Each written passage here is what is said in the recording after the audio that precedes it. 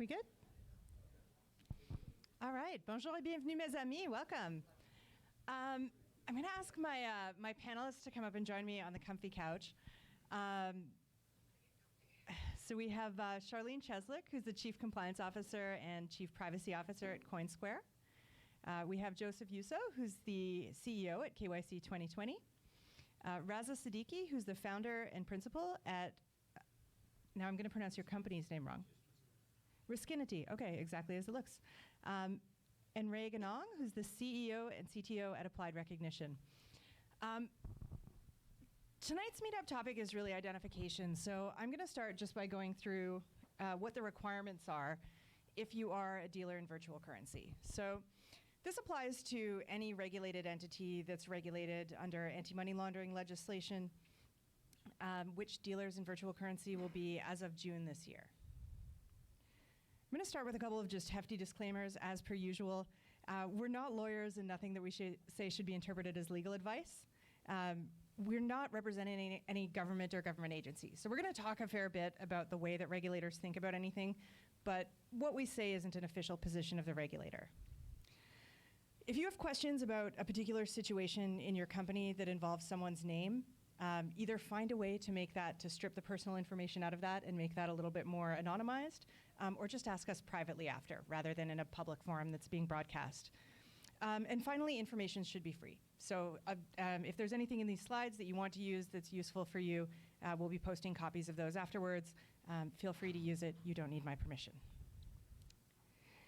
I want to start just by talking about this concept of original versus authentic. So in the last round of updates in our legislation involving identification, there used to be a requirement that any documents that you received had to be original.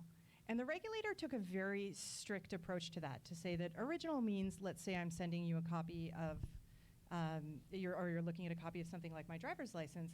It can't be a scan, it can't be a copy, it can't be any type of digital representation. You have to see that physical driver's license in the same format in which it was issued. And that's one of the things that made it really hard in terms of how do you do identification digitally? How do you do identification over the internet? That changed this year to authentic, or last year rather. So now, as long as the document that you're looking at is authentic, and what we mean by authentic is that, I don't know, oh, those two might be too close together, yeah? They're off? Weird. So what we mean by authentic is, as long as you think that it's the real deal. So if you're looking at my Ontario driver's license, it looks like a driver's license. You believe that it was issued by the government of Ontario. It doesn't look like it was tampered with. It doesn't look like it was drawn in crayon. It doesn't look like, my cousin Mike printed it for me. It's an authentic document, or it's an authentic piece of data. And I think that really lends itself a lot more to being able to do identification online. Some things that are really important, and I've got links to all of these in the back of the presentation for those who are interested. Our AML regulator, which is FINTRAC, has issued guidance on identification. And this is really good in terms of speaking to the types of things that the regulator expects from regulated entities. We've also got policy positions that are published on a regular basis. And what a policy position means is that someone has basically written to FINTRAC and had said, hey, I'm thinking of doing this. Here's the solution that I want to use. Does this make sense? Can I use this methodology? And they will answer that. They will answer that for free. You don't have to pay someone. You don't have to get an expensive legal opinion. But there are a couple of pro quos about that. So if you are an ID vendor, the regulator will not endorse your solution.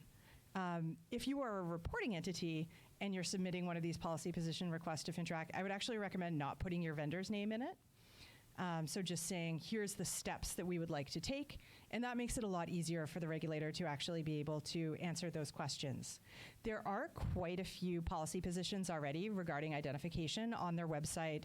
Those are there. They're free for anyone to look at. So if you're a dealer in virtual currency, there are certain transactions that are going to trigger identification. Now, there's a couple in here that aren't specifically about virtual currency. The one that you need to pay attention to the most in terms of if I'm exchanging, Bitcoin for Ethereum or fiat for Bitcoin, when do I need to identify someone? That's a dollar-based transaction threshold, and that's at $1,000. The other one that's really important is that if you suspect that a transaction might be related to money laundering or terrorist financing, so you've hit reasonable grounds to suspect, then you need to try to identify the person, and there's no dollar value threshold for that. Can I ask a question? Fire away. For the audience? $1,000 per what? Transaction. So you could do 100 transactions in a day that are under 1,000? You could. And then I think that sort of gets into a place where that's potentially suspicious. So if I'm doing 10 $999 transactions in a single day, and I haven't done your tier 2 type of authentication process where I actually get identified, that's really problematic, and that starts to look suspicious to me. Probably going to run afoul of a regulator trying to pull I didn't have to identify them. Yeah, that is something that in every FINTRAC exam that I've ever been through with a client, and even every audit that I do when I'm doing AML audits, I will look for transactions that are just under the reporting threshold or just under the identification threshold. And if there's a lot of them, then I'm raising questions as to why that is, particularly if they're clustered in terms of time, in terms of customers. So those are definitely things that you have to be aware of in your monitoring protocols. Even though you only have to identify based on a dollar threshold on a per transaction, when you start getting those like $990 transactions back to back, you have to ask questions about those. Because the STR filing requirement requires that you've identified them, is that? You're required to try. To try, yes. Best effort. Without tipping off. Yeah, so the rule there is that if you can attempt to identify the person, then you attempt to identify them. You might have someone that says, hey, forget you, flips you the bird, and takes off. And if that happens, then you document what you did to attempt to identify them, and probably you don't let them keep transacting the way that they have been. I think that piece of it is important as well.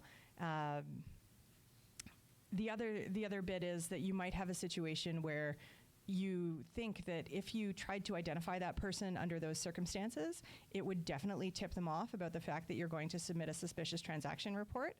And if that's the case, you document the reasons that you thought it would tip them off if you tried to identify them and you don't identify them.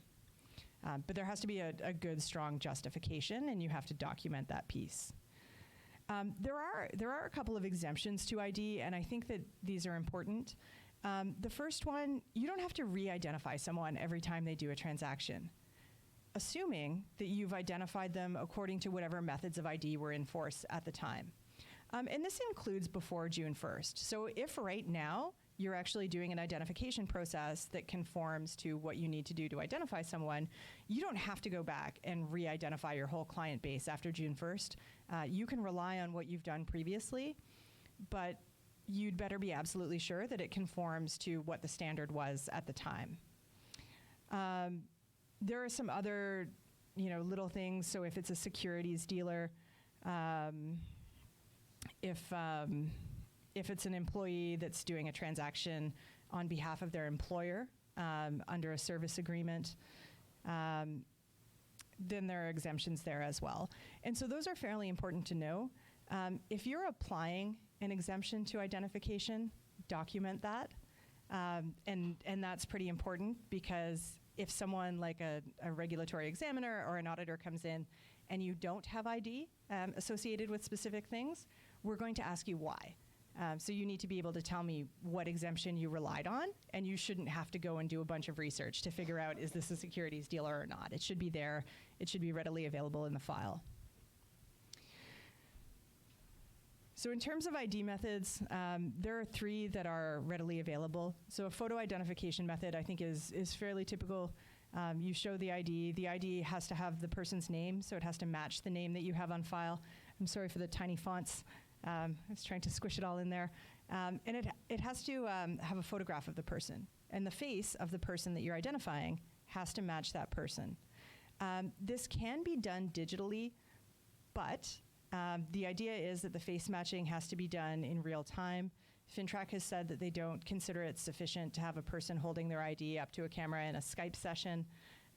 So I think that's pretty important guidance, because that seems like something that could be done that's the path of least resistance. So they're expecting more in terms of matching the face on the document and determining that the document is actually an authentic document.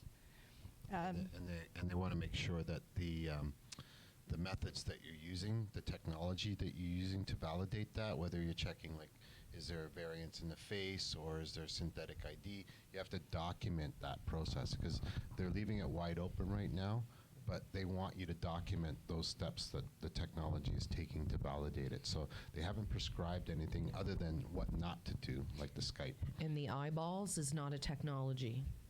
So using your own eyeballs to determine matching of faces to IDs would not be considered technology. Exactly.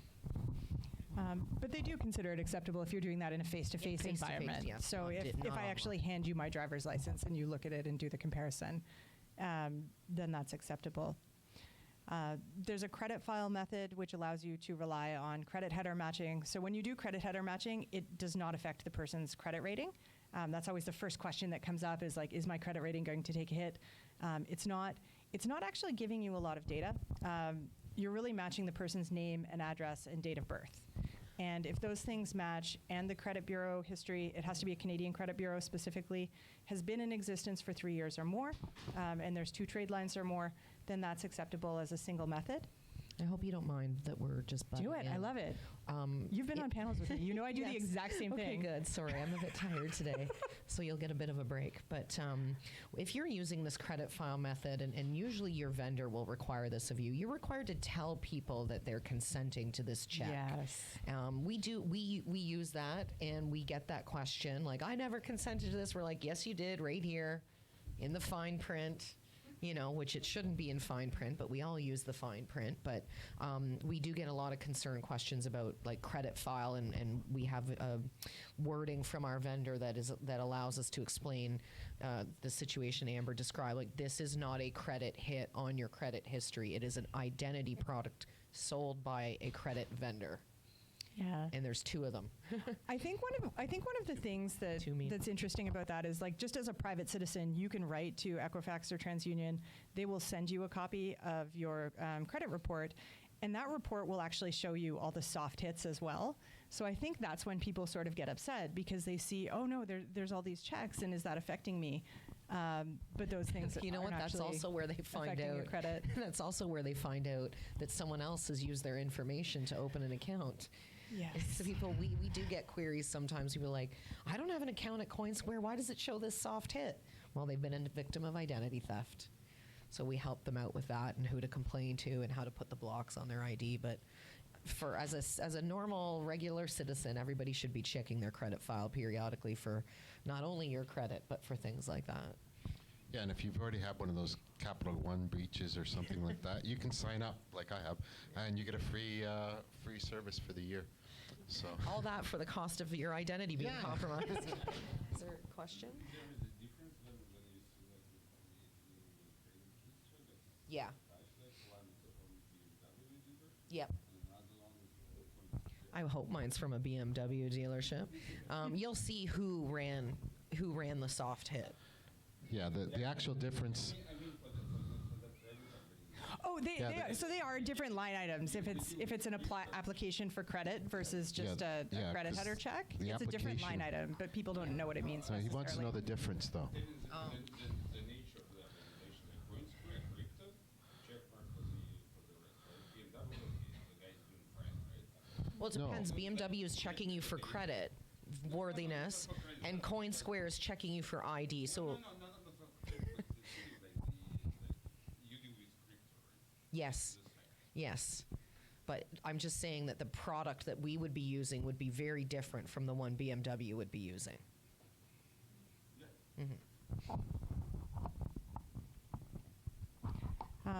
And so then the last method that can be used is looking at sources from 2. So it has to be 2 different sources. You have to consider them both reliable.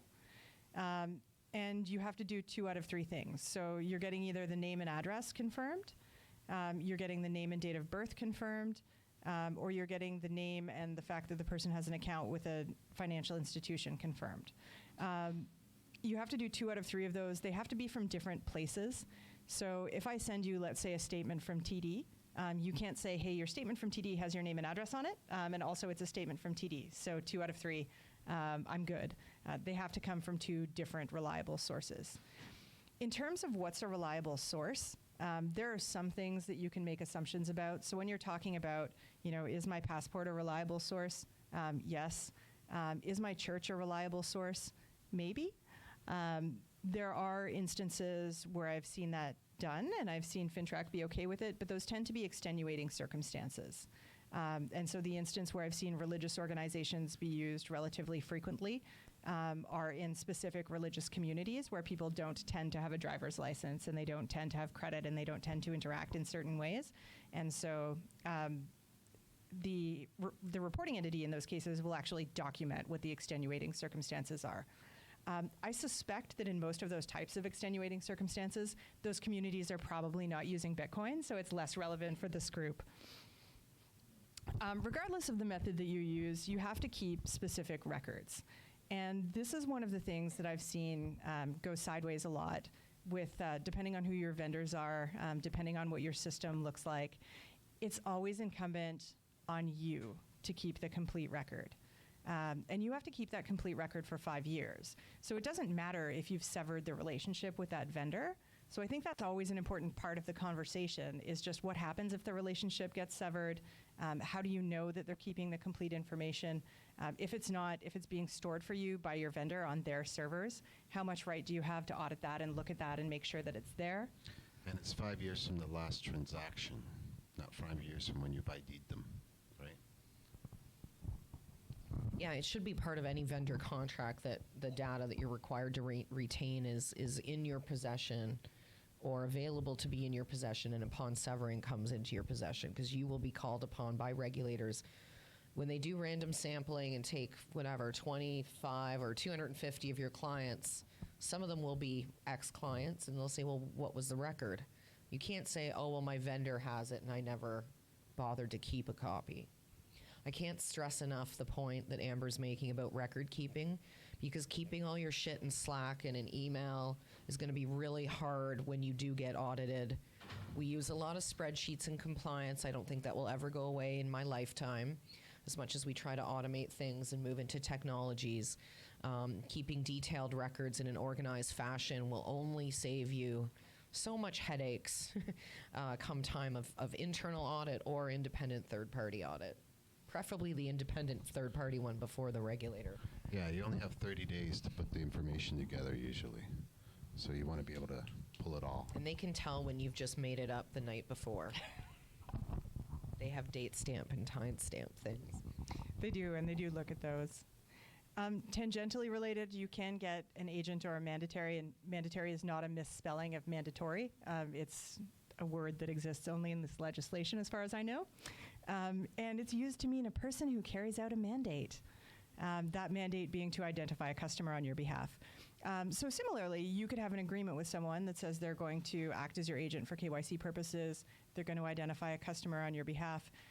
Part of the agent model that we're probably really familiar with from an MSB perspective is Western Union.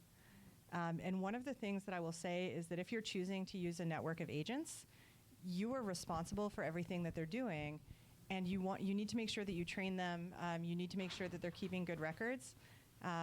But also you have to remember that you're responsible for it, and the more you can automate processes for them, the better off you are. Often what happens in agency models is you have some of these agents that are doing various things, like they might be running a convenience store and also doing some money transfers. So if you have that same person that when they sell a package of cigarettes is just punching in whatever's on the post-it on their terminal for date of birth, like they've just got 01/01/1990 because it's fast, and that's what's going in, they're probably not changing their way of thinking when they start to do a financial transaction, and that's not what you need from them. You need them to enter the actual birth date that's on the ID that's been presented to them. So you need mechanisms, if you're using agents, to make sure that your agent is behaving the way that you expect them to, and some things to corral their behavior if they're not doing what you expect them to. Because no matter what happens from a compliance perspective, in the eyes of your regulator, you own it. So you don't get to say, well, the agent did it, I'm not responsible. If you're the principal, you're always responsible. So if you're a bank, if you're an OSFI-regulated financial institution, there are strict rules around vendor management when you outsource key activities. I would take those same lessons, not maybe quite to the same extent that a large Cadillac-sized financial institution needs, but you outsource a key activity such as KYC to an agent or mandatory. You need stricter controls around them to prevent things like 01/01/90 as being every date of birth that you receive. And it, as Amber's saying, it is incumbent upon you to make sure they're doing it. You don't just sign them up and say happy trails and move on. I've seen that come back very hard. And there's on also people. large Canada Post does that for a lot of companies as well, right? They have Yeah, similar service. Yeah, they have Very an expensive. identification. Very expensive to use them. So record keeping, again, when you're talking about agents and mandatories, you're still responsible for the records. So if you're setting up that kind of process, I would highly recommend having them, transfer those records to you, or just having that be an automatic process where the agent is using your system so that you immediately have the record, because you're responsible for it regardless.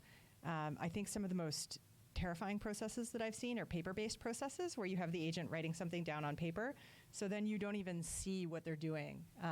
And how long is it before anyone from your team looks at that piece of paper and realizes, oh, they've been doing 01/01/1990 for 3 months. We have no real birth dates for any of these clients that we were required to identify, and that gets to be fairly problematic. Sorry, did you want to add something there, Joe? Your employees aren't agents. Your so you employees are don't- not agents, they're employees. Yeah, so they don't have to do some sort of agreement or anything. Your employees don't have to do any of that stuff, but they can still ID, right? When you're talking about corporations, there are specific things that you need to collect in terms of documents for corporations or for entities other than a corporation. The expectation for all of these things when you're collecting documents is that it, in addition to being reliable, that it be current. So you're looking for the most recent version of anything that's available. With entities other than a corporation, this can get interesting when you get into more informal organizations. And I think that this is less of a problem in the crypto space so far. But with traditional financial institutions, we see it a lot where it's, maybe the informal club that was set up to raise money for a hockey team's trip. What you would expect to show that that organization exists is probably quite different than what you would expect to show that an incorporated company exists. So it really has to be commensurate with what you're doing, and it has to make sense. Can I just add, this has been a source of confusion since I've joined the crypto space. There's an incorporated company, and then there's a whole bunch of other types of companies that fall into the entity other than a corporation. Sole proprietorships, partnerships. There's 100 probably permutations I haven't even come across in my career of what type of company, but it's a fairly simple and straightforward. You're incorporated under the Incorporations Act of the province or of the federation, of federal government, or you're some other type of entity that is a business, i.e. not a human. Just wanted to clarify that. It's been a big source of contention. That's fair. And the only place where that isn't true in terms of what you just named is a sole proprietorship. Yeah. Simply because that's just a person. Yeah. And this got into a pretty heated debate at one point, but I think it gets solved by the idea that if I'm just a person, so I'm not an incorporated company, what's my beneficial ownership structure? Yeah, it's you. But you would have some form of paperwork in a typical organization, and let's face it, not much is typical in the crypto space these days, but there is things that need to be separated from your human existence for your sole prop. I don't see many of those anymore. No, and I'm from a risk perspective, I tend to be a little bit leery of certain I'm things. totally as sole leery of props. sole props, yeah. Especially in terms of the work that we do, because I think that gets very risky. But that's another, more of a non-AML Another conversation. panel, another day. In terms of the use of personal information, one of the things that people often worry about is privacy. I'm really glad that Charlene is here and Joseph's a privacy geek as well. I think we're all probably a little bit on the privacy geek side as well as being AML geeks, which is really good. There is actually a document from the Office of the Privacy Commissioner of Canada that talks about the interplay between privacy legislation and AML legislation. But the Coles Notes version of that is that if you are doing something that you are required to do under AML legislation, privacy is not a reason to not do that. Like the intent of PIPEDA isn't to interfere with you discharging the duties that you're required to do. And particularly as it relates to the safety and security of Canadians from money laundering and terrorism. So there's plenty of carve-outs under PIPEDA for doing this side of things. Yeah, and just make sure you describe it in your privacy policy, what information you're gathering and why you're gathering it, right? You don't have to detail every item, but you say you're taking things like name, address, date of birth.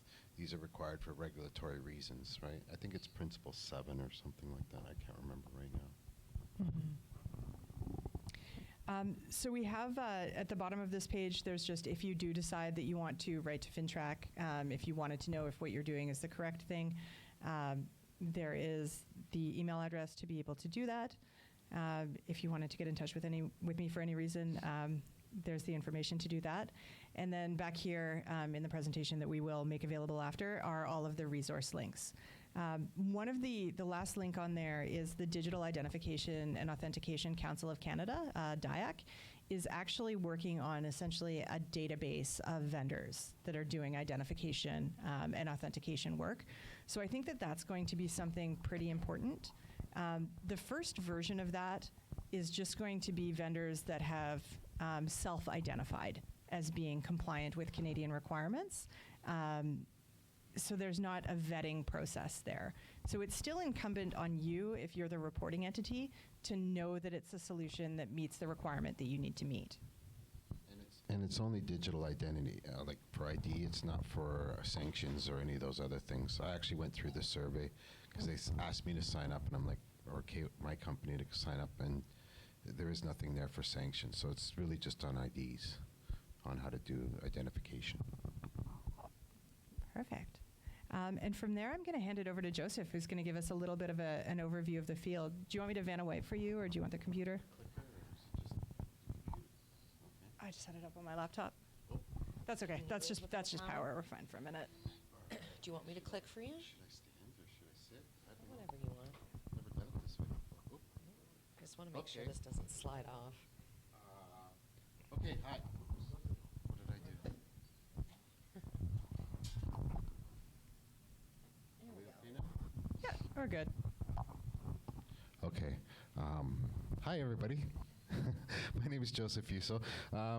Despite the fact that I used to be the CEO of KYC 2020, I'm actually now the head of business development. I couldn't take on all the responsibilities anymore, so you didn't know that, and I didn't change that, and I thought, okay, I'll just leave it and explain it later.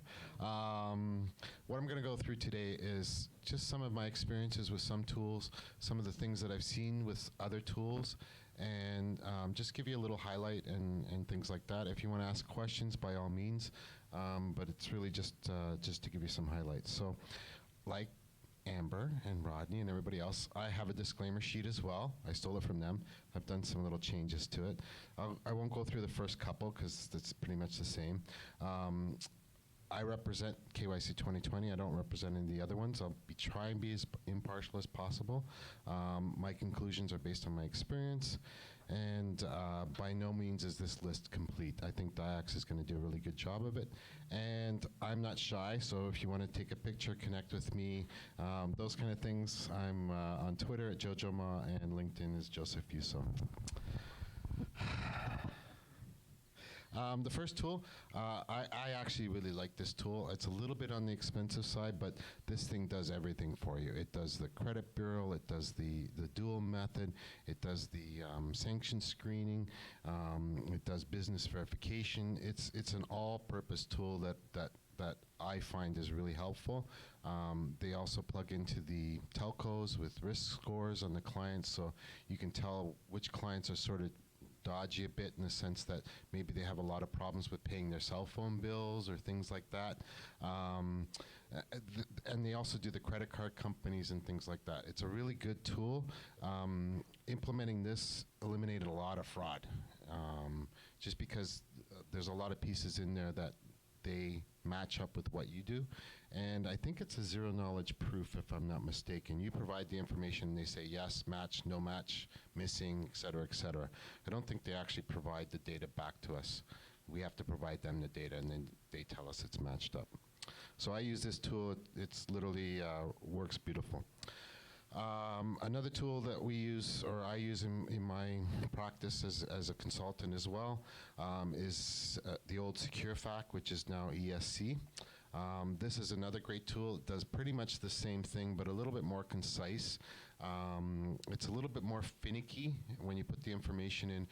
It tends to say that it's not a match or it is a match. It tells you, like Trulio, whether it's a 3-year-old credit file, or if it's not, if it's greater than 6 months, it'll go with a dual method and tell you whether the person's got another point of independent verification as part of that independent source for the dual source.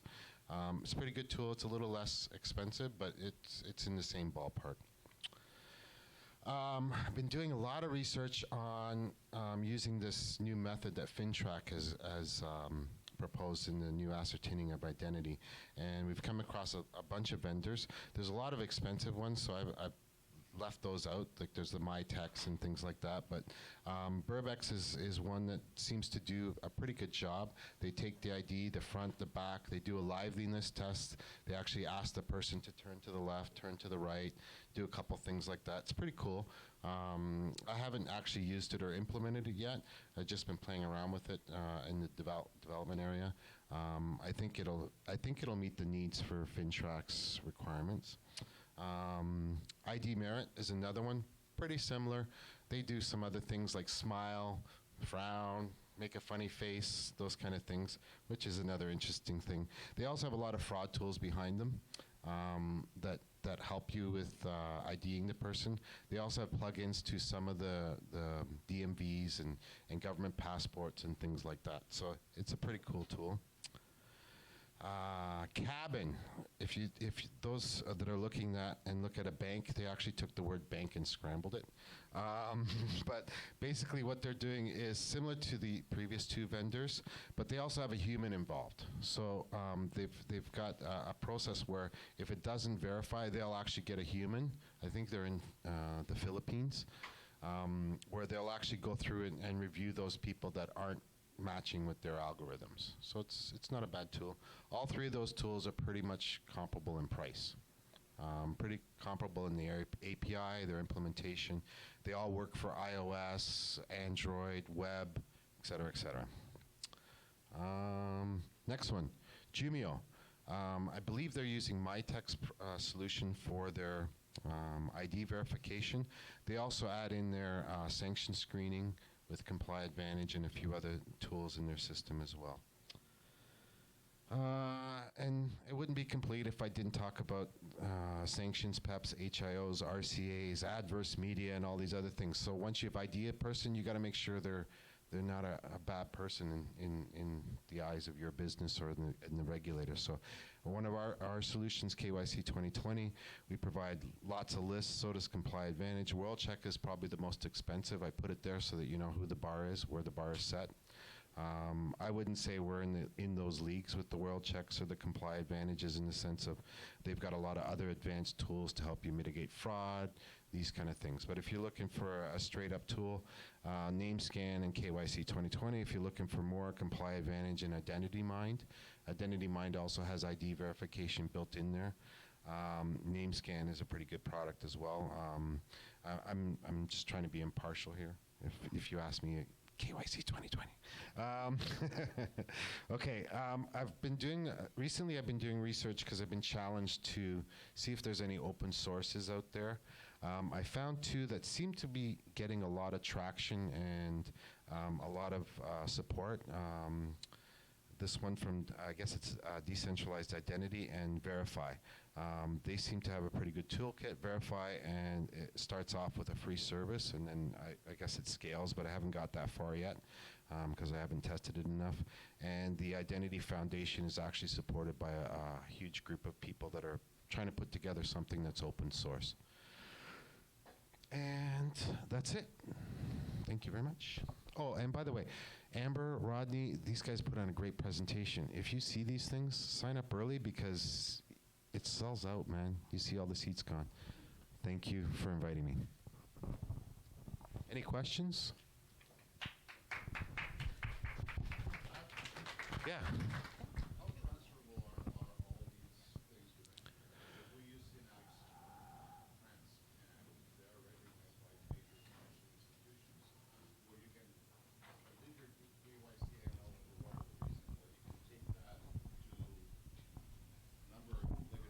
services, and they're completely acceptable.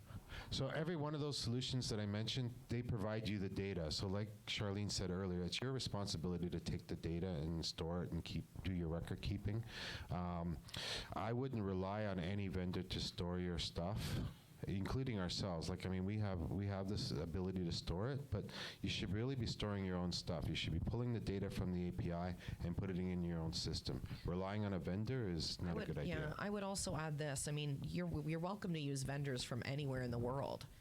Your responsibility to meet regulations in the country where you're serving people, where you're located, where your business is, you have to check that that vendor meets the requirements of the places that you're serving people.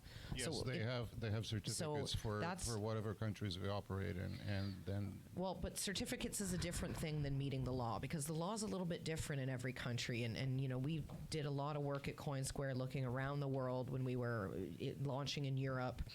And every country has a different thing about how to verify someone's identity in a non-face-to-face scenario.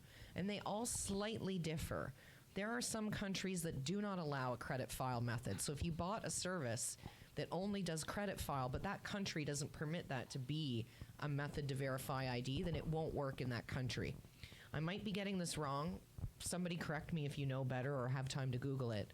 Germany requires a liveness feed of a non-face-to-face, so this head nodding and smiling. So again, if you're using a credit file method in Germany, but the law requires a liveness verification, then you are afoul of the law and it will not work in that country. Sorry, is this in addition to that, or? Okay.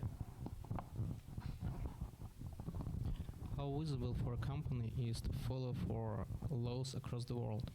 Sorry, can you speak up? How visible is for any company, any enterprise, to follow any laws across the world?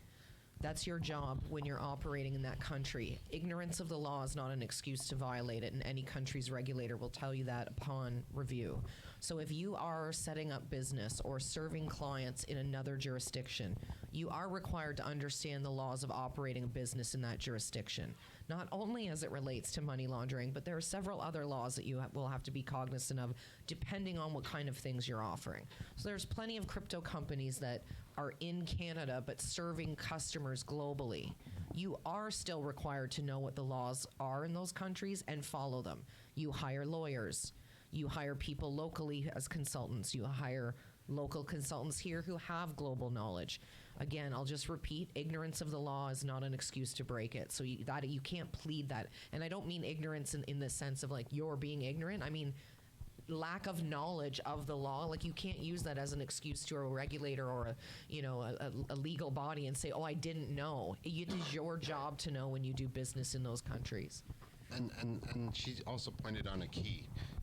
Usually you can't rely on just one person in one country that knows all those laws. Rodney said it best one time. I heard him in a presentation. He goes, how many people here know one language? Pretty much everybody, right? How many people know two? 3? As you go down, then 4? So think about that as a compliance. If I go 5, 6, and 7, there's probably nobody with hands up. Or there you go, 1. yeah. I can't tell you all the rules of the KYC rules of every country, but I sure know a damn lot of them after the business I've been in for the last 2 years. And I can tell you it makes my head spin because one solution will never cover all the 200 top countries that if you want to deal in every country in the world. And there are countries that still have paper forms of identification that don't have photos on them. So things like Jumio and the ones that, not to pick on Jumio, but things that are up there will just simply not work in those countries. Makes it very difficult to do a digital online business and verify people in a non-face-to-face manner if the country at hand is using a typewriter and a cue card as a form of identification. And I would just argue back that those countries probably don't have a lot of people wanting to buy crypto, but you never know. Some of those are countries where people are hiding with all their crypto. But, it's a huge undertaking. And it's not for the faint of heart to try to launch something globally. It takes a lot of money, a lot of effort, a lot of lawyers, a lot of legal consult. It's not just throw it out there and see what sticks and what works in the U.S. or works in Canada is good enough for everywhere else. Because think about how Canadians feel when you say, oh, well, we screen OFAC, so we've got everything covered. No, you don't, because Canada has its own list and its own requirements. You can't go to France and say, well, we follow Germany's rules, so we must be meeting France's rules. No, it doesn't work that way. It is painful. Trust me. I have gray hair over it. Did I answer your question? Probably not the answer that you wanted. I think this is one of the biggest points of contention between technology and regulation, is that from a tech perspective, you can deploy something and it's global and it's instant. Yeah. But from a regulatory perspective, it's very localized and slow to change. And I'll just add to a positive note of my rather negative review is that it takes tech entrepreneurs and people who coming up with solutions like these to edge governments forward. Because if we all sat back and actually listened to this authentic ID, what was the word? Sorry. Original ID. Like, think about it. You could not do non-face-to-face ID verification. So despite the fact that they used the wrong word in the law, we all found our way of how to do it. And it took the government 10 years to catch up and change it. But I do think that the efforts of people in the tech space, crypto and otherwise, ID product and otherwise, like, you have to push regulators forward and say, what you're doing does not work in the real world. Here is something that is. Here's something that can work in a place where they only have cue cards and typewriters for ID. When you get facial recognition and documents, it's because of the efforts of that regulators slowly but surely catch on and make changes. So keep at it, everybody. Any more questions before we move over to one of my favorite non-face-to-face ID solutions? All right. Over to you, Ray. Thank you, Amber. Ray Ganong from Applied Recognition. Who in this room is comfortable with people taking their photo and turning it into a face signature and checking whether you're recognized or not? There's one hand goes up, a couple of people. So there's a lot of bad press out there, including this week in the New York Times, about a company that's been scraping billions of images off the internet and trying to identify people and tell police forces and other security organizations who people are. That's all great from a identifying bad folks out there. There's another side to face recognition, and that's protecting your identity and protecting the digital assets of companies you may work for. And that's the side of the fence that we operate on. I'm an old math guy from University of Waterloo and got involved with face recognition over 10 years ago. I don't want to say how long ago, but it was early on. And the changes that have happened in the past, I would say 5 years, with machine learning techniques have turned everything upside down. The accuracy levels, the ability to identify somebody and authenticate somebody are fantastic. So when you think of the picture that's on, either your health card or your driver's license, how poor a quality of image that is, and you can still get a quality identity verification between a live selfie and that picture that's coming off the driver's license is just amazing to me as an old fart in this technology space. So what, the reason, I've got a number of slides here. This is a sort of an overview, but the reason face is the most popular, there's all kinds of biometric methods. There's heart rate, there's fingerprint, there's iris scans, you name it. There's all kinds of biometrics, but the only one that's on your government ID is your face. So that's the natural one. It's the way we work in the physical world. When you go to the bank and you set up a new bank account, that's what you hand over the counter is your driver's license. So that's what the physical world uses. The future is just going to be, you're going to have that same digital ID, that same ID in digital form, in a wallet, on your phone. You'll tap it when you go to get some health care. You'll tap it when you go to get some government services. and that's how you'll verify your ID. It's just a natural evolution. It's just a matter of who's running that infrastructure. Is it the government?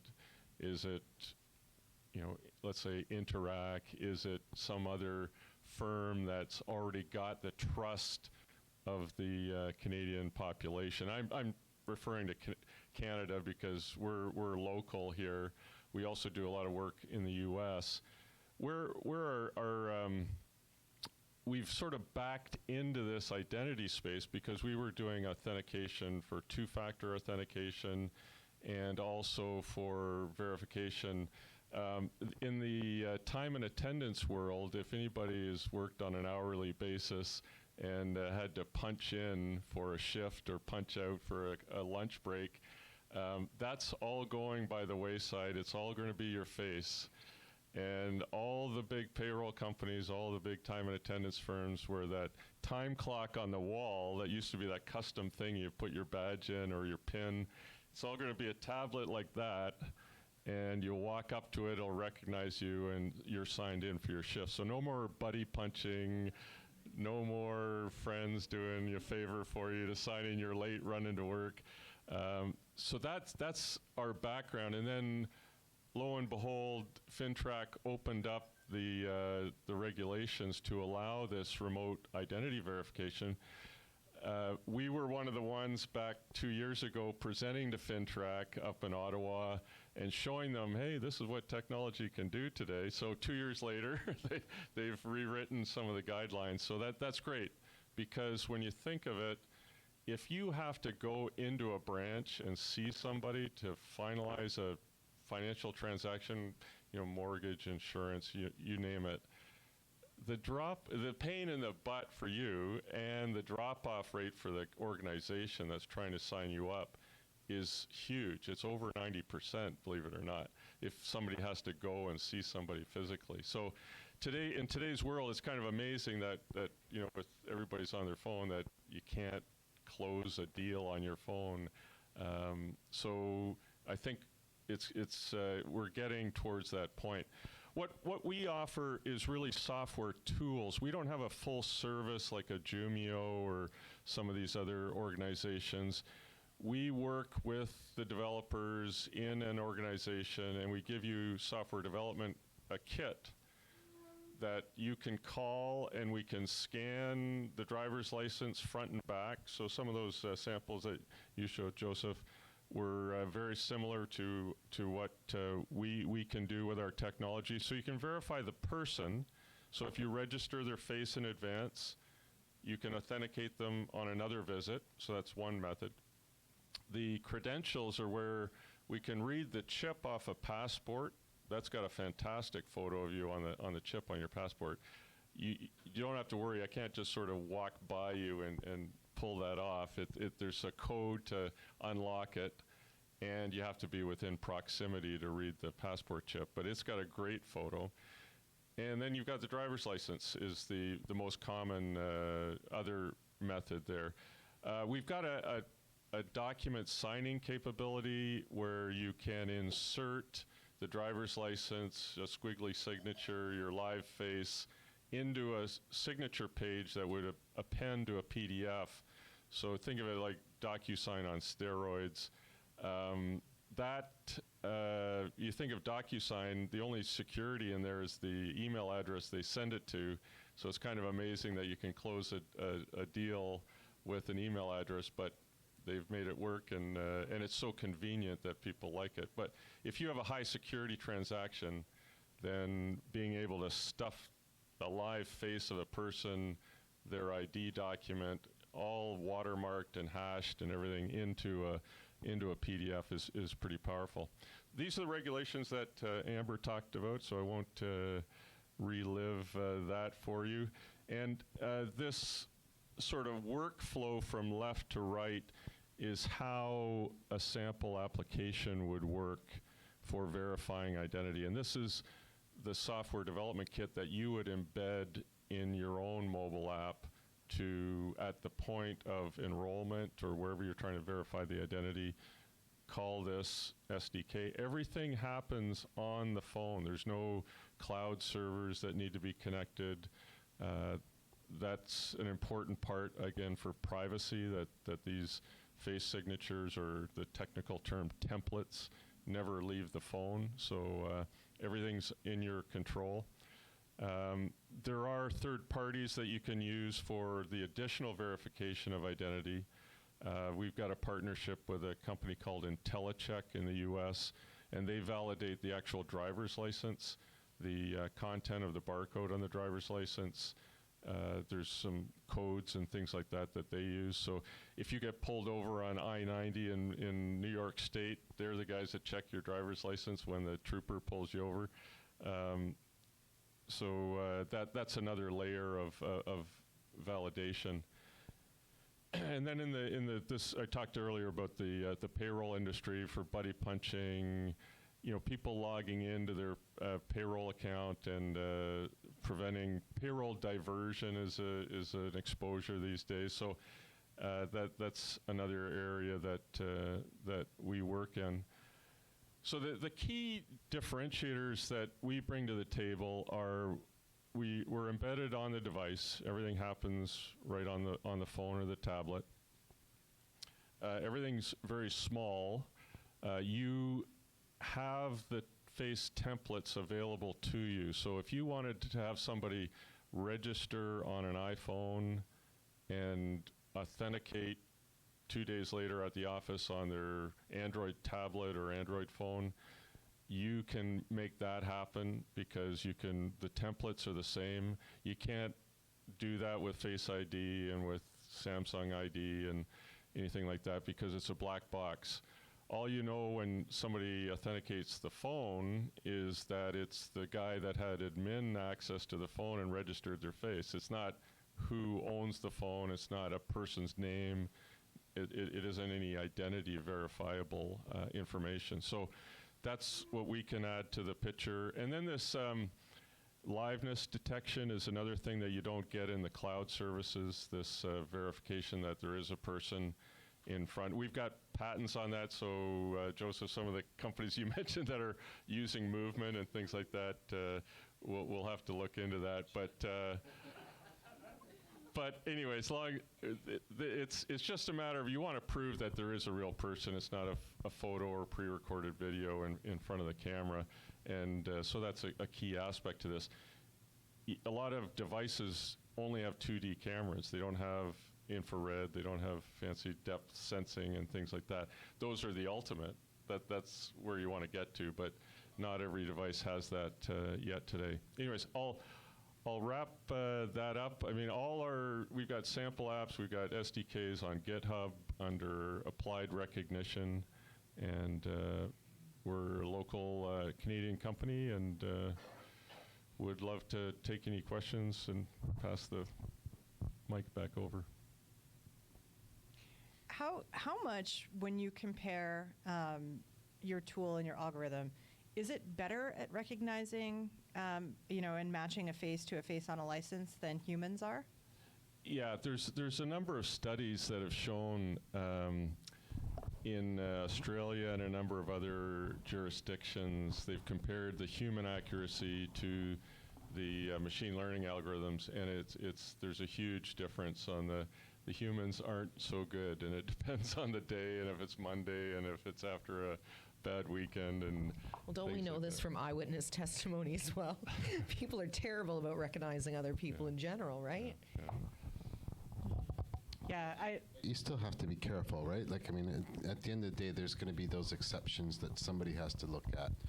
I remember reading a study last night, and it was talking about how it's great that you can get 99.9% or 99.99%, but on a million, that's 100 to 1,000 that are going to be flagged that you have to deal with. So right, you want to have a sort of a yellow flag path to go if somebody's not giving a good score, and then it also depends on the use case, which again, we give you control over that threshold. How tight do you want it to be, and is it 1 in 10,000? Is it 1 in 50? 1 in a million? The accuracy, and therefore you decide where you want to bring in another path to authentication into the equation. But you're right, it's not perfect, but it's consistent, and the audit trail is there, built into the system for going back, as Charlene was saying earlier, of looking at, if you've got paper written records and things like that, that's not anywhere near as good. The FinTrack folks, when they saw the pictures of people being tracked through the audit trail, the policing side of the group, they love that feature. So, so. Did we have another question over here? Yeah, so I think a quick one. Does it go to market from you guys' perspective to go to the applications that are out there? So in terms of like working with, a crypto exchange or working with even a stack, like the stack that I was thinking was like Verify Me and like what SecureKey's doing, and you guys bring like the biometrics to bear on that? Is that kind of roughly what? So yeah, exactly. We add for SecureKey in particular with their product. So we would be one of the avenues you could verify is the biometric. In their case, they've got this platform that anybody can plug into. So yeah, we could be a plug-in to that. But it could be a standalone solution in any stack, any wallet. We did a Bitcoin proof of concept with a group in Vancouver, and it was cool. You could log in to get your Bitcoin with your face and see your status and things like that. So it's an easy add-on. Yeah. We should talk wallets. Okay. Yeah, and I didn't mention there are things like SecureKey and Flinks and all these other things that do different other ways of identity. But I guess today we were talking about digital IDs and in particular the face. But there are a whole segment of tools. Plaid's another one that just got bought out for what, 5.3 billion. They have similar tools that do that kind of stuff. I've created one that I just never launched. It was just beta, that can take like the financial statement and the bank statement and all that other stuff similar to Flinks. So there's a lot of other tools, a lot of other ways to skin the cat. You got 3 categories there. What's wrong? The cat's alone. Oh, sorry. Sorry. But this is just, I thought we were just talking about digital IDs, so that's all I really talked about. I think an important point here is, like, I'm old too, so I remember when this non-face-to-face legislation first came out.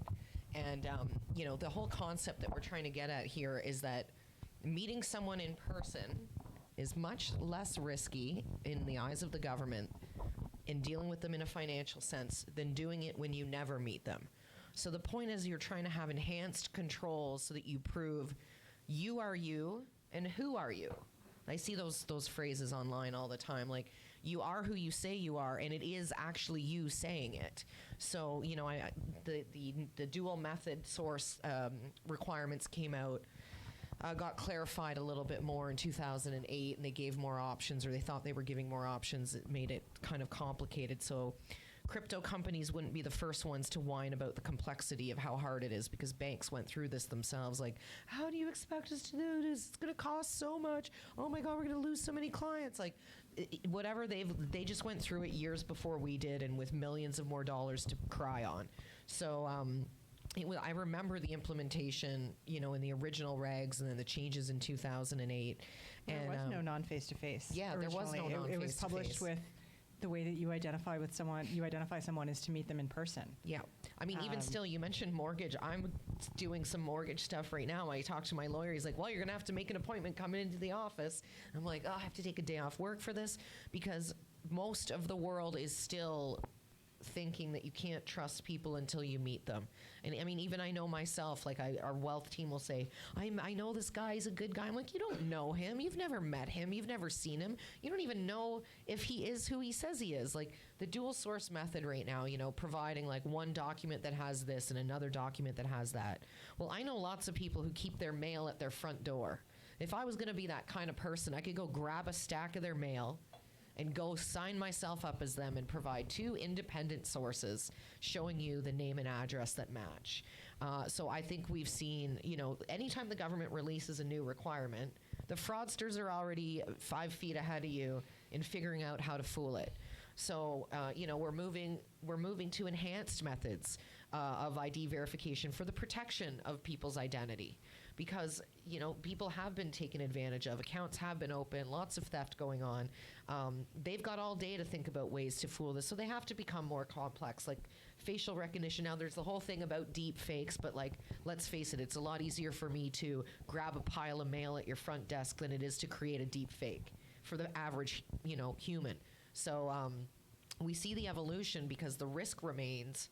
The risk is getting greater. It is harder to deal with someone when you've never met them and you don't have that level of trust, although plenty of people are fooled face-to-face as well.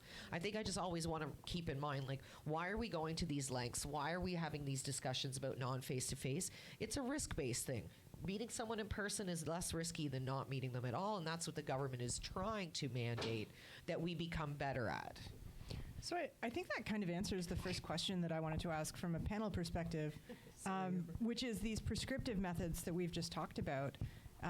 Those are what you have to do from an AML perspective. So you must meet that standard. But how good are these things at mitigating other risks like fraud? And if they're bad at it, which I think was the implication there, in some cases, what are the additional things that we need to be doing? Well, yeah, you might not like the law, but you probably don't like losing money for your clients, probably even more so. Yeah. So, you have to, you can't mandate good business sense. The government can put that in rules, and if you don't want to follow it, you can play the odds of not getting caught for a while, and you probably won't for a long time either. But you're probably going to also lose money if you have weak controls around this kind of thing. Your clients are going to lose money. People aren't going to like your business because you're not keeping them safe. Now I'll stop talking. Yeah, for me, it's for fraud mitigation, it's tools. Like every tool you can find that does some aspect of checking IPs, checking devices, checking some sort of database against email address, social profiling. I know people hate that, but it works. Right? So there's tools out there that do all kinds of things, and the more you have in your bailiwick, the less likely you are to have fraud, because the fraudsters can't trick everything. Okay, I found the first line of defense, and I always love this tool. I don't make any money off of it, but MaxMind is used by hundreds of thousands of merchants worldwide. It's got the ability, when you provide that information, if a fraudster is going for, and I've seen this because I'm in a bunch of compliance programs for a bunch of companies, and they all have the tool, and I see a person going from here to here to here Trying to the here, same ID. and the score goes from 10 to 20 to 30 to, and by the time it hits the second or third one, that guy's getting 90. Right? So when a fraudster is hitting a system that maybe you're the only one that knows it, but if it hits above the threshold, that person's usually gone around 6, 7, 8 times around the world. Right? So those are the kind of tools you want. Duplicate IP checks, duplicate token checks or address checks, phone number checks, address checks. No, all these people, you don't think about them, but those are the things you need to do. You need to have mitigating controls that go beyond just identity. Identity won't solve fraud. Identity is the first step. Right? I'm surprised FINTRAC hasn't mandated it, to be honest. Can I just add to that? I mean, I feel I've done fraud for longer than I've done compliance, and I definitely agree. I think if you start ignoring fraud, what AML requirements are just the bare minimum. If you start ignoring fraud, it affects your reputation, because people will lose money, you will get flagged more often, and that triggers again, the regulators get involved. And I'm not just saying FINTRAC, but consumer protection agencies, for example, right? But I've seen all kinds of fraud, and this is probably something I want to talk to you about later. But for example, it was a time when I saw two IDs, same face, different names. So when you start talking about facial recognition, would that catch that? Would that catch the rest of it as well? And that's in that case, that's where you want to OCR the front to make sure the text matches the PDF 417 barcode on the back. But you're right. There's a lot of really good manufacturers of fake stuff. But my point is, fraudsters will go to, they will find the easiest way, and they will break any existing system. So, and there's something I probably will talk about later as well, is still a need for a bit of human factor. There's still a bit of need for like thinking outside the box, because the fraudster at the end of the day is a human. And they'll try to break the system. I just want to be clear too that like I don't think any of us are advocating that you're ever going to be able to stop everything. Like I know it sounds like we're like, you got to do this and you got to do that, and like sounds like a lot, sounds expensive, sounds like you have to put a lot of effort behind it, technology, people, whatever. I don't think that is really what we're saying. There is but there is a couple of things, you know, at least like if you're doing nothing at all, that's not great. Looks like we have a couple of audience questions. Yeah, thank you. This was a question for Ray. There was an MIT study done a number of months now about the accuracy of facial recognition algorithms, and that there were huge disparities amongst different ethnicities and the accuracy that you could get. That could lead to sort of more sort of systemic racism and prejudice and that type of thing. Can you comment on that and where we are with that? Yeah, it's a great point. And also gender as well, Right. bias as well as cultural bias. And it all comes back to the training data that the machine learning algorithms used to create the model. Because at the end of the day, you run all the pixels of the face through this machine learning model, and auto-magically it comes up with this template, this number that defines your face. But it's the way that model works. It's based on the training data, and if it was mostly males and Caucasians, then it's going to be biased towards recognizing them better. And so it's a big factor in the training to make sure everything's balanced. Right. So how do we control for that? How is that?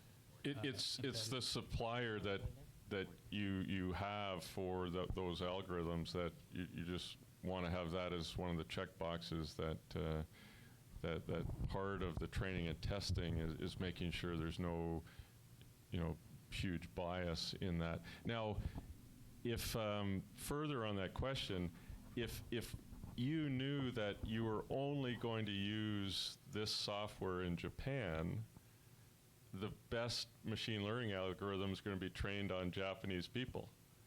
Right? If you knew, but if you're trying to get this cross-section for the world, then it's a much tougher problem. And it depends on the, again, if it's Africa or Europe or North America or whatever the target audience for the solution, it's best to be demographically trained for that audience.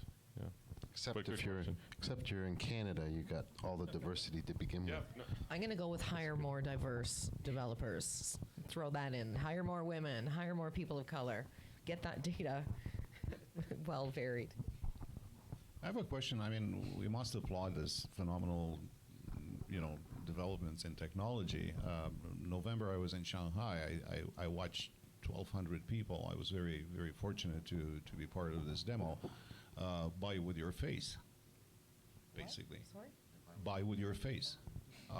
And there were vendors from financial services, from consumer goods, testing the technology. Obviously, a lot of government folks there.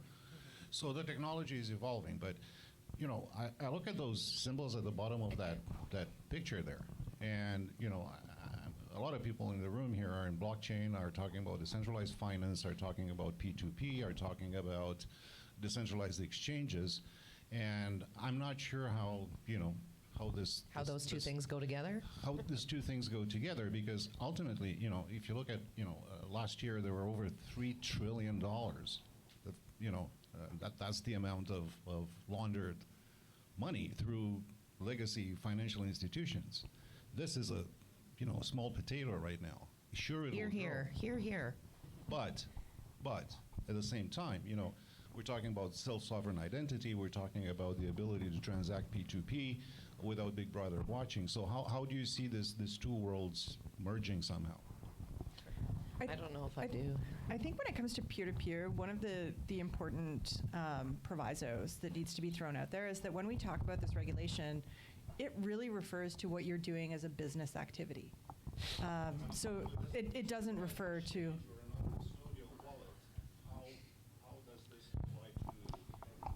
when you're a doesn't. non-custodial wallet, you're providing software. So the well, the if I latest want to securities statement has come out about transferring crypto. It changes things a bit. I'm not prepared to address that today, but the CSA just released a new guidance yesterday about calling it derivatives and commodities. So I think there's a lot that's going to raise a bit of confusion, but And we're that's even where we are. And we're even going through the FinTrack working group for how to define which pieces are part of the regulations and not. And they're making a clear delineation. Peer-to-peer is not there yet. And they don't want to address it yet because they don't know how to address it. And neither does the industry. So I think that's going to be something that evolves once they've gotten their claws Yeah. into the current They're trying to model. get their claws on people like us. Like, we are the public, not decentralized platform. Like, we are an exchange, and we're ring-fenced by geography. Like, CoinSquare's taking a different stance than some of the things that you said.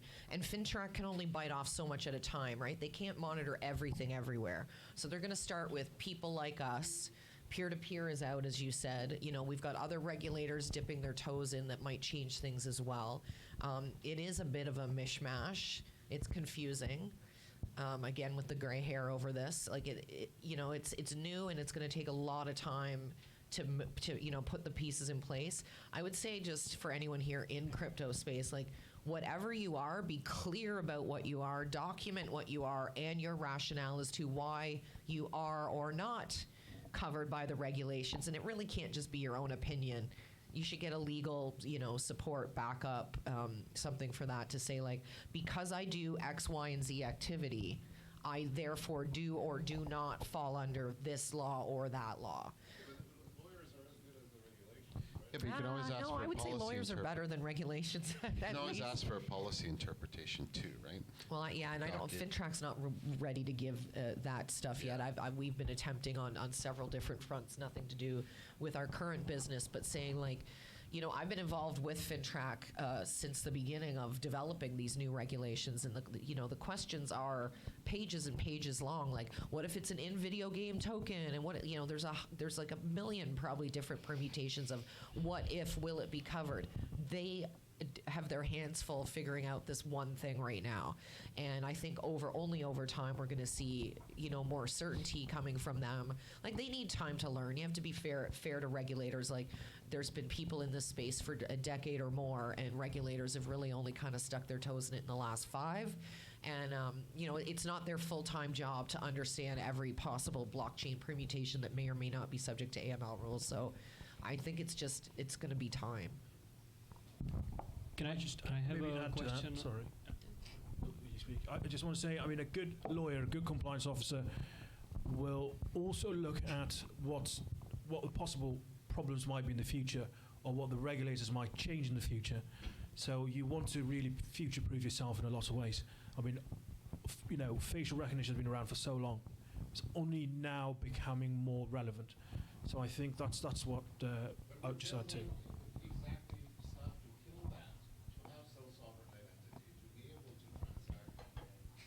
So it's not about minimizing particulars. I'm saying that a lot of people here in town are building solutions to deal with the opposites, and with the exact opposite of what you're describing, right?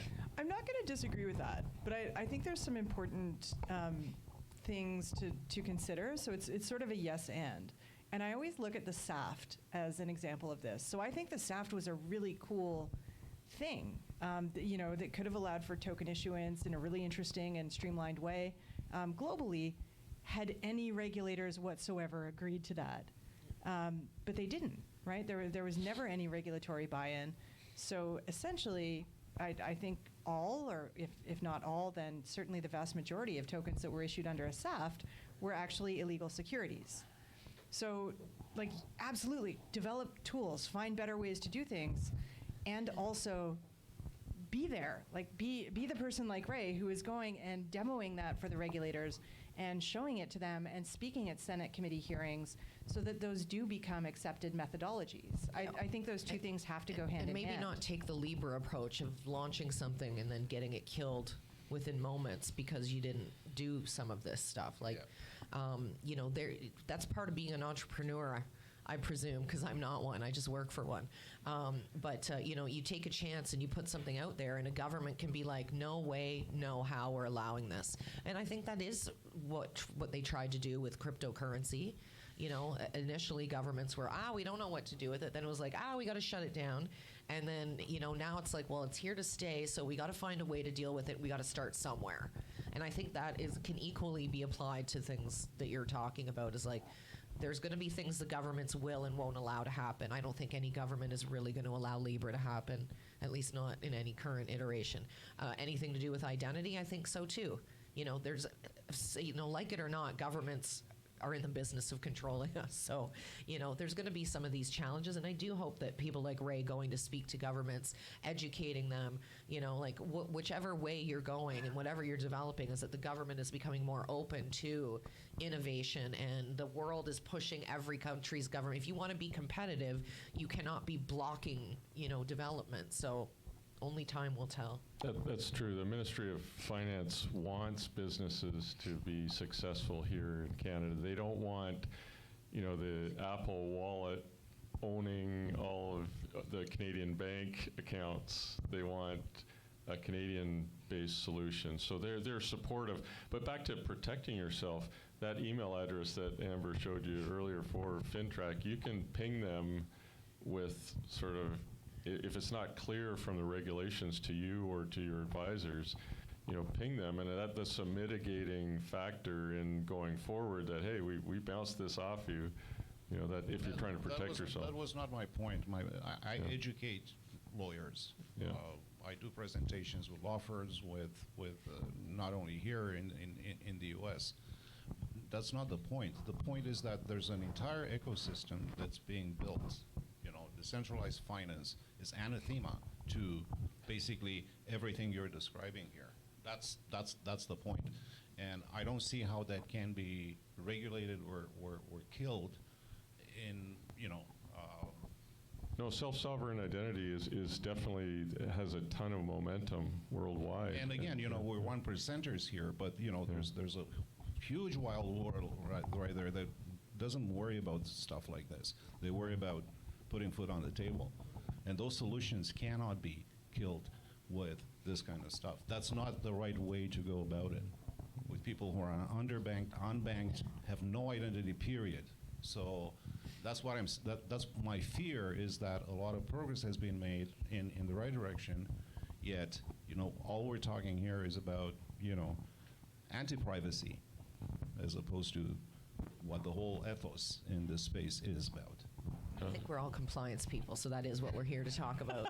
And that's good. Yeah. We need to know. Yeah. That's my fear. Yeah. No, it's just a matter of just being completely, Yeah, that's fair. There's tension there. I don't think any of us would deny that there's tension there. Not disagreeing. I think it's an amazing thing that's happening with DeFi. So. Hello, I have a question for Rodney. Before I relocated myself to Toronto, I was working in the biggest exchange in Czech Republic, and the law dictated us to check every Bitcoin transaction. We did this through chain analysis to mitigate any risk that those Bitcoins or those funds could be coming from illegal activities such as like Darknet or Dream Market, Silk Road, so on. So and the law also told us that our duty is, when we found such a transaction, we have to told to the Bureau of AML. My question is if there is this similar or this kind of like law in Canada as well. I mean, yes, there is. I mean, I wouldn't say it's explicit as that. It's that when you're subject to the Proceeds of Crime Act, we're only talking about identity here today. That's the subject of the presentation, but there are several other obligations that come along with dealing in virtual currency. And while it doesn't explicitly state you have to use a chain type of analysis software and look at every transaction, the law generally says you must monitor all your activity for potentially suspicious transactions, and those that you think have a reasonable measure of potential suspicion have to be reported. So yes, we definitely do that at CoinSquare, and it definitely is a requirement of cryptocurrency companies in Canada. Yeah, Thank you. Europe's well ahead of In all the countries that are, any FATF country who's, under the 40+9, now they've added crypto, all the laws are just kind of in development, coming out. Everybody's at different stages. The AMLD 5 in Europe was released and come active January 10th. Canada's becomes effective June 1st. It's just all coming in stages. Thank you. But I also feel, sometimes laws can be too prescriptive and step 1, step 2, step 3. What I do appreciate about FinTrack and regulation in the US and Canada is the onus is on us to spot suspicious activities and report them. And if you make the law so procedural, the danger there is that we will follow the law to the letter but not do anything outside of that. So I think there's arguments on both sides of that debate. Thanks. With few exceptions, crypto is not fungible. Okay, Bitcoin's not fungible, and that's what regulators and authorities, especially the Interpol in Europe. I had a chat back in October with Ledger and a guy from Interpol. So they have the ability to track, as you said, Bitcoin that's been tarnished through, dark nets transactions, nefarious schemes, and all of the above. That's why large investors buy directly from miners. They want virgin Bitcoin. But now you have the tumblers, you have the Samurai wallet, and no exchange has the ability right now, maybe they will, to track those. Okay, that they've been tumbled through Samurai wallet or other technology. So it's still a wild west out there. So we'll probably need another panel to talk about transaction monitoring. I think maybe. Yeah, so we actually did one a couple months ago where we had different chain analytics companies talking about that. And there's never an expectation that compliance be perfect. So there's never, when we talk about any of this, You're not expected to never either. perfect. You're never going to do all of the stuff perfectly. But to meet your regulatory requirement, You have to be doing something. You have to be doing something. You have to be able to prove that you did it, and you have to be doing it well enough. Yeah. And I think that's part of it. Risk-based approach. Yep. Identify highest ones, deal with those first, and then deal with the next layer and the next layer. You're not expected to deal with all these things at the bottom. You start at the top. I mean, I will say that, and I've said this very publicly about many things, and just to bring this back to identity verification, I think that crypto companies in Canada are held to a higher standard right now because of the fear that this is where all the money laundering and terrorists have gone. And I definitely do not think that is true in any stretch of the imagination. Banks are still the best place to launder money and fund terrorism. And certainly they have not been perfect. Thank you. And thank you for that. This is taped, right? But I feel the pressure. Believe me, I'm the chief compliance officer, chief AML officer, and chief privacy officer of several of CoinSquare businesses, and I haven't slept in 2 years. And, but the expectation is high, and the penalties will be great, and they will want to make examples of people. And so to bring it back to identity, the product that you're using, should be vetted and properly supported.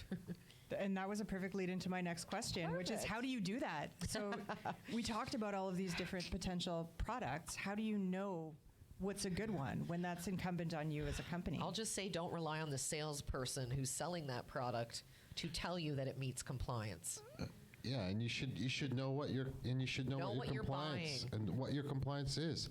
If you're gonna do just certain countries, what are all the regulatory lists that you want to do? If you want to do identity verification and it has to comply with Canada or it has to comply with another country, know what it is.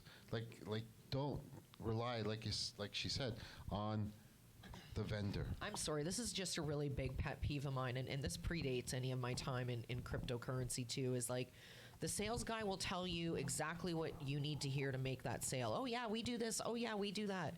But, I think I addressed it earlier for your question is if you're looking for a solution to deal in 37 countries and they tell, oh yeah, we do that. Then you start digging. You have to dig a little bit deeper. What do you do in each country? Does it meet the law? I've asked several vendors, prove to me that you are meeting the legislation in the country that you're selling me the product in.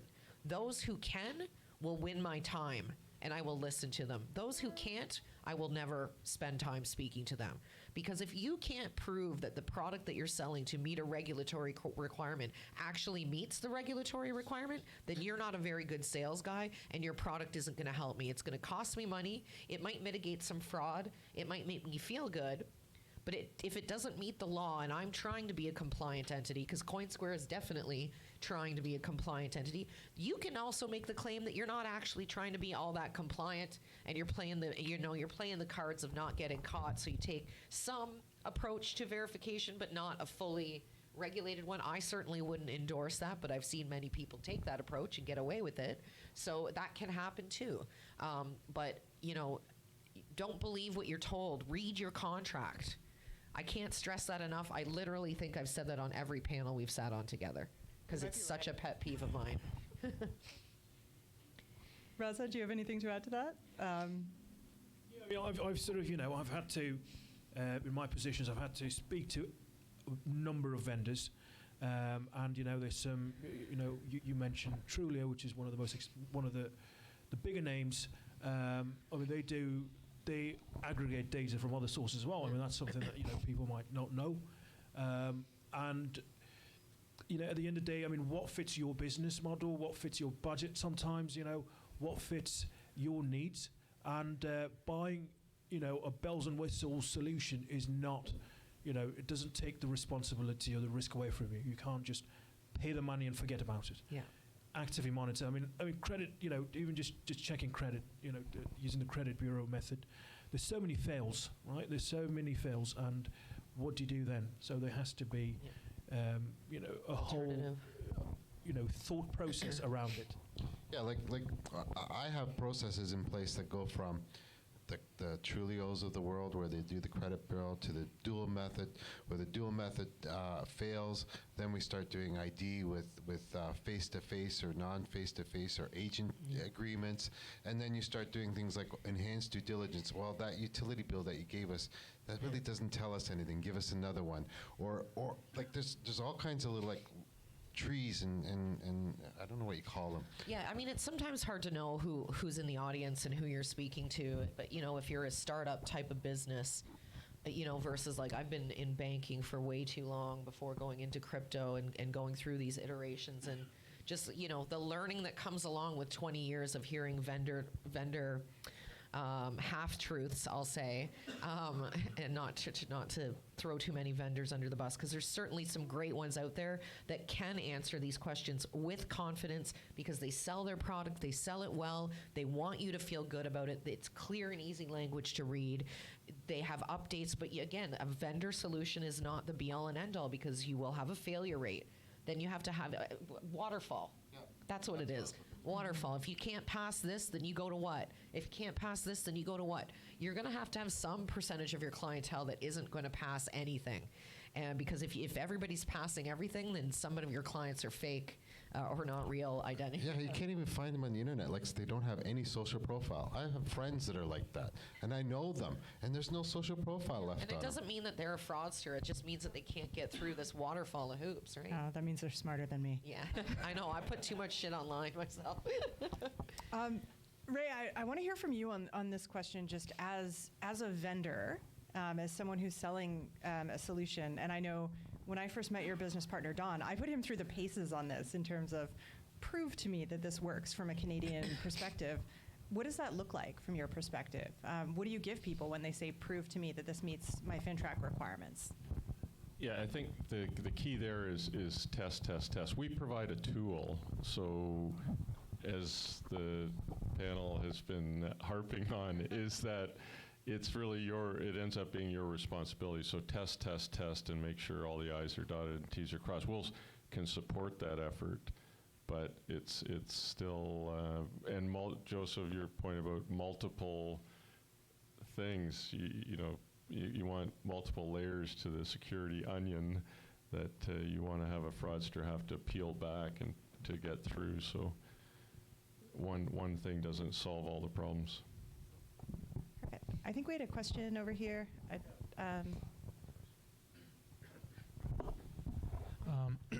Going back to the fungibility of the coins, from the CoinSquare perspective, let's say you find a transaction which you think is tainted.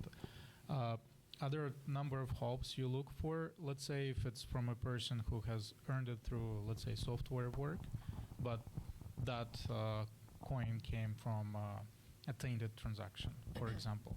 Is there a responsibility of the person to make sure, if you'd like to, let's say, sell a coin on CoinSquare, that it's goes through Tumblr to avoid any problems, or do you block the transaction? Do you keep the coins? I mean, that's a complicated question. There's definitely a lot of factors that go into our suspicious transaction analysis, and I would never say a single factor would be a reason for stopping or blocking something. I come from a long background of investigating. I did work at FinTrack once 100 years ago on the investigation side. But, I'll say this. I mean, I was new to crypto AML 2 years ago and have learned a ton about how things like the chain analysis tools work and what they're able to tell you. And if I'll liken it to something like this.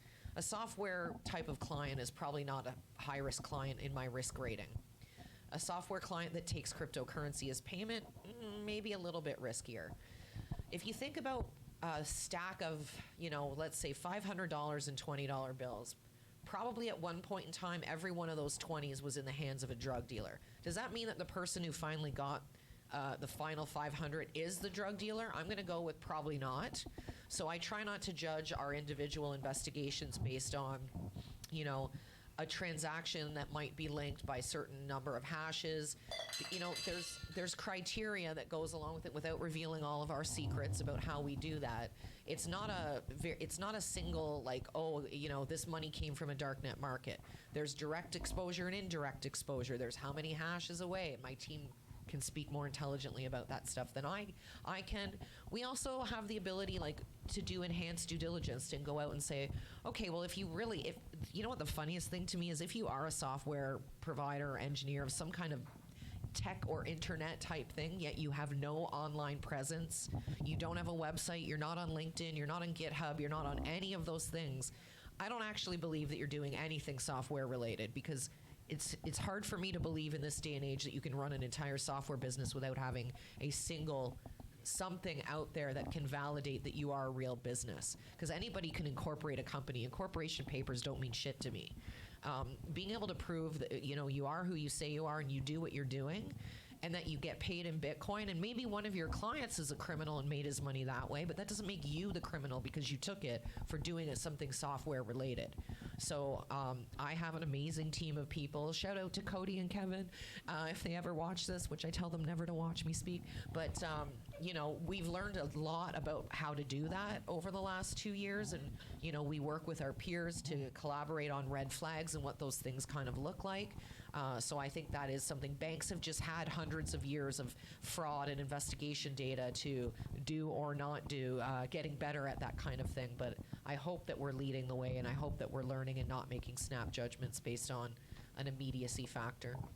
And can I just mention, the idea behind compliance is not to stop all fraud in the world or financial crimes, but to not allow you or your company to become a vehicle to promote further financial crime.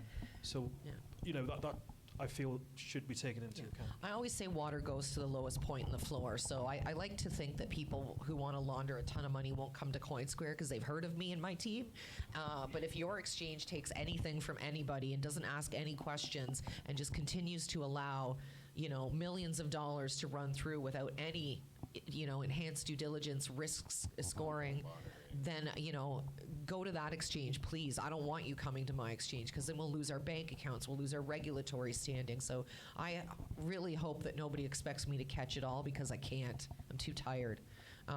But we do our best, and I do think that we do the best. So while we're on the topic of when things don't go perfectly, let's fast forward and say that it's June 1st and I'm running an exchange that's now a money service business. And I look back at this guidance that FinTrack has issued, and I realize the identification method that I have in place does not work. It's not meeting requirements. Oh, shit. What do I do at that point? Don't panic. Yeah, don't panic. Identify what the hole is.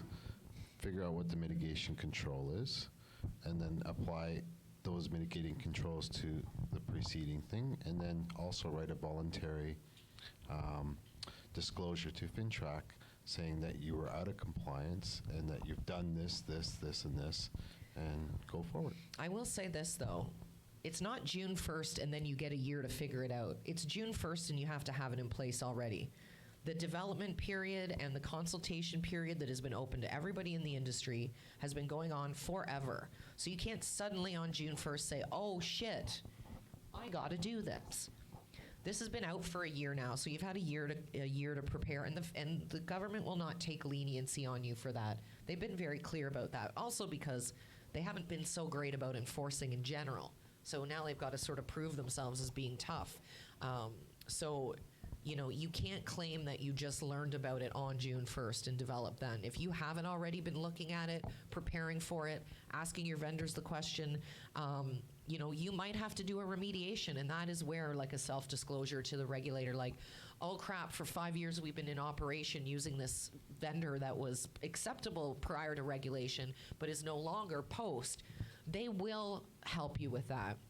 I don't think their goal is to, you know, kill and shut down every entity that isn't trying, but they want to find those, you know, persistent ones that are outright flouting the law versus, you know, things changed and now I have to change business. And they won't come back and slap you. Like, I mean, if you make a voluntary disclosure and you tell them that you have a plan and you're putting it in place, they won't hold you accountable to that past stuff. As long as they want you to come into compliance. They want you to do the right thing.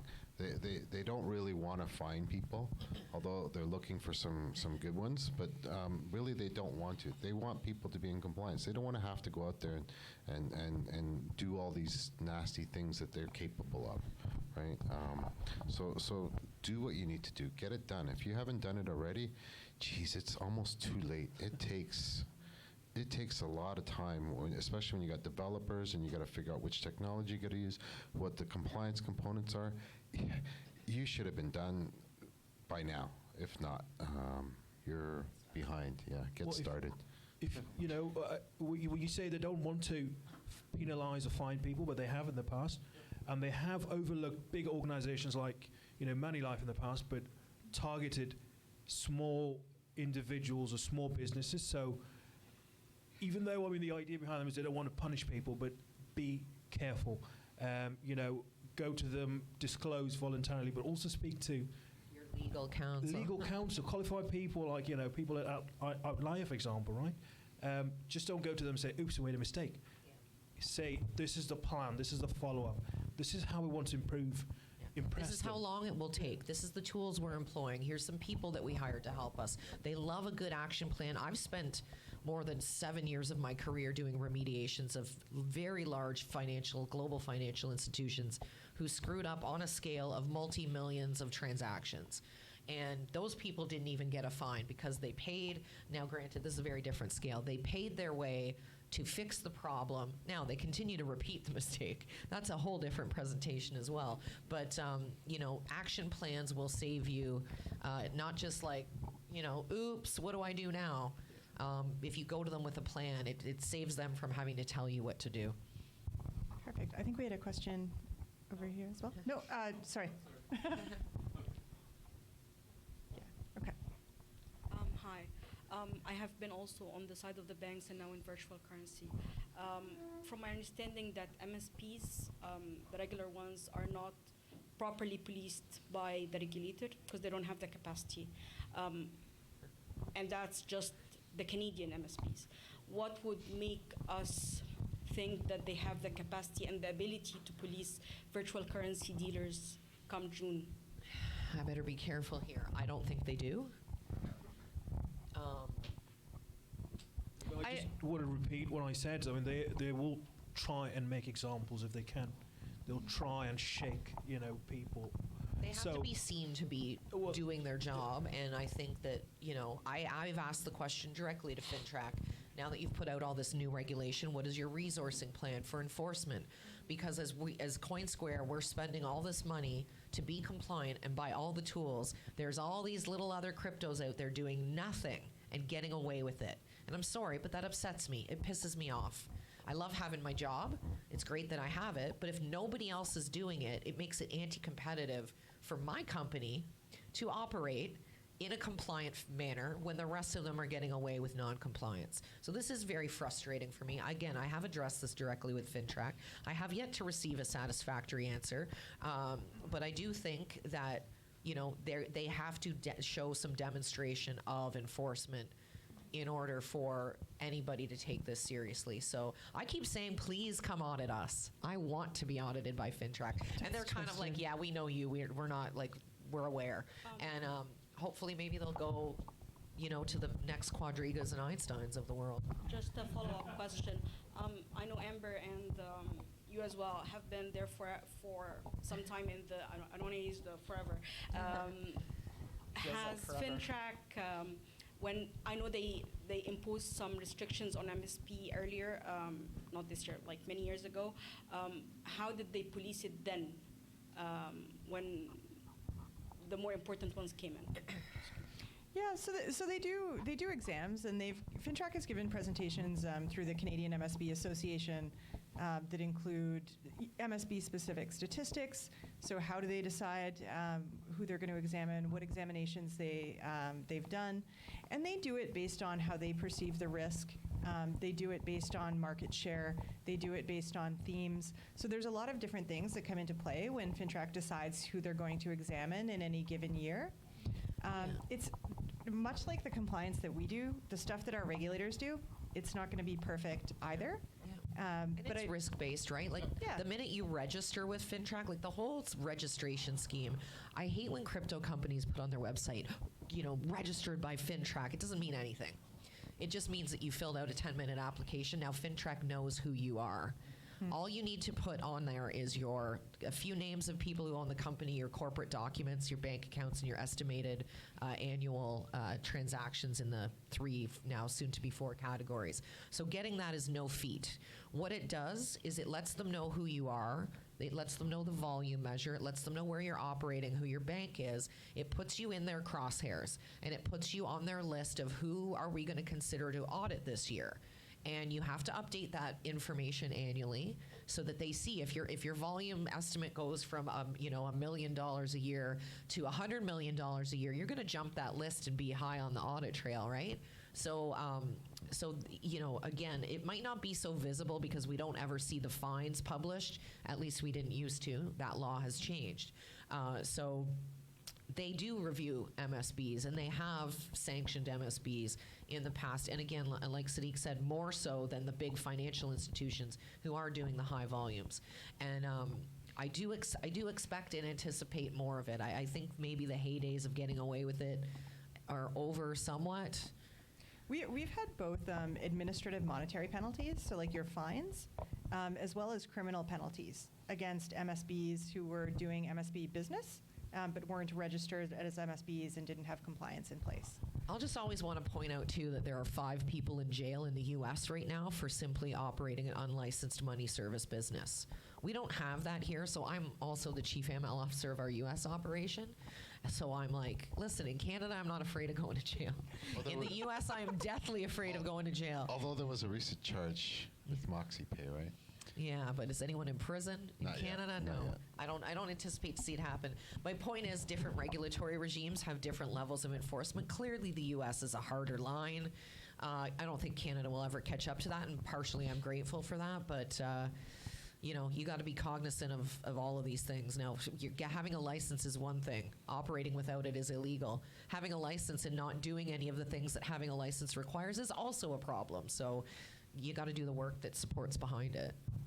All right, I think we can probably take 2 more questions, and then we'll be at time.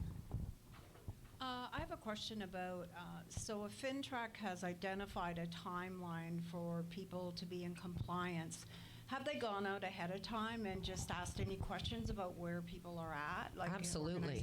They've been doing that for like the last 2 years. Yeah, and so they have and maybe longer when the first crypto draft came out. Yeah. And they also 2014. I remember receiving a call for another company, and they're basically going out and doing some pre-screening too.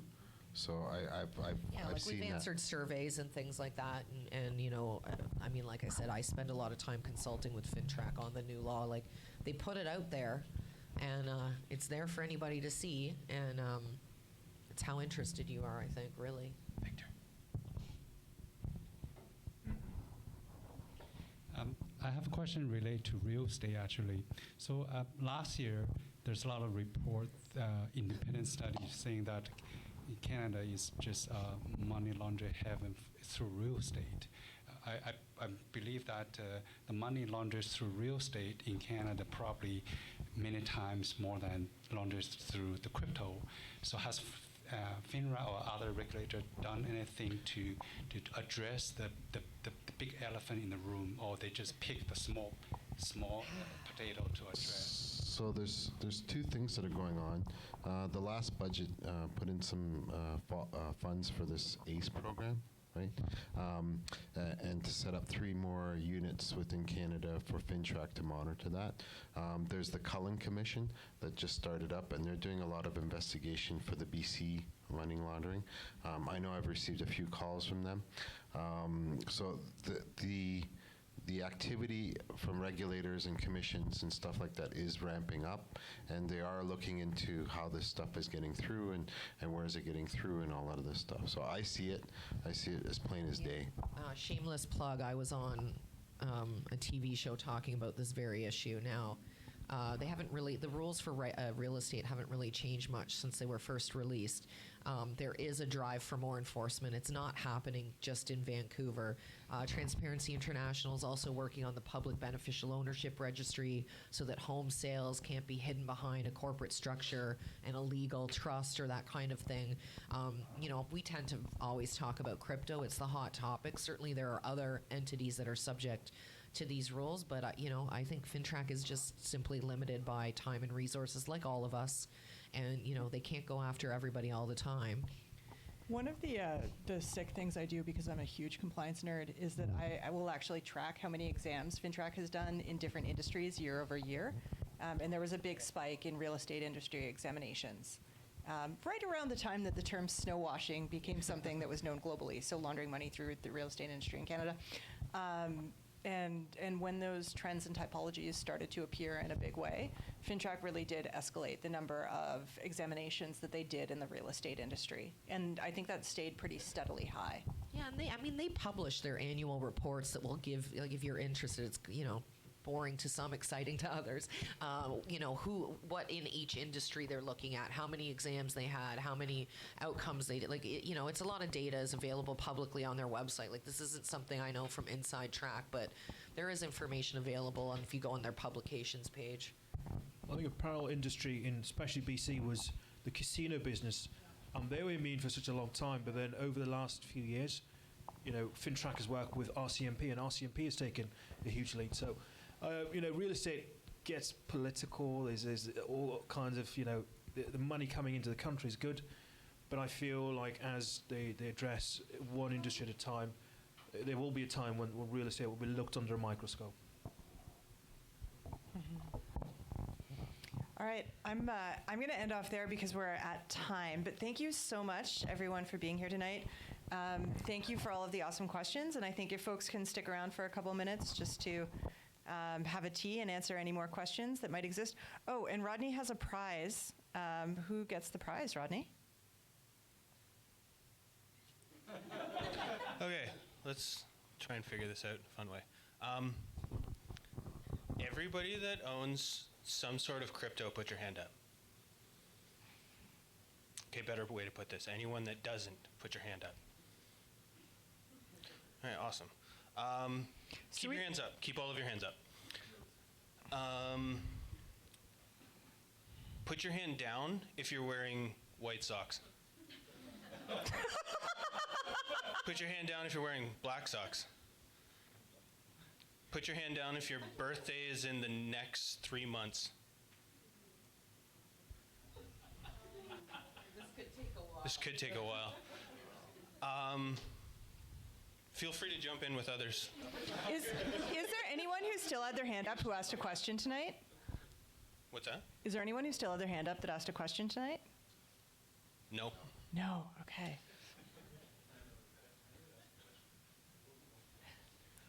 I think there was, what, 3 of you back there, yourself and you? Okay. Have either of you guys been to one of our meetups before? Do either of you guys work in the crypto industry? Do both of you work in AML? Do either of you work in AML? You were in compliance? Winner. So what this is a gift card from Rise Wallet. So you can download. It's a non-custodial wallet application, and whatever the face value on that card is, you will have that much Bitcoin.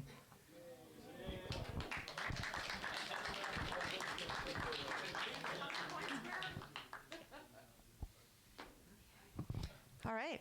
Thanks, all.